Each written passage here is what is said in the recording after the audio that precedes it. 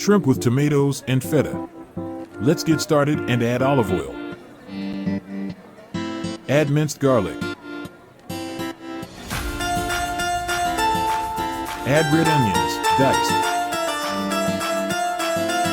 Cook for 2 minutes. Add 2 cans of diced tomatoes. Add 1 1/2 pounds of raw shrimp. Cook for 1 minute. Add 2 packets of Popeyes Cajun Sparkle spice. Let me know in the comments where you're viewing from. Transfer to a baking tray. Add feta cheese.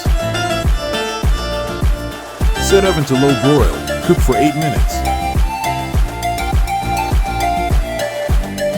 Season with parsley and it's ready to serve. Hope you enjoyed this video. Please like and subscribe.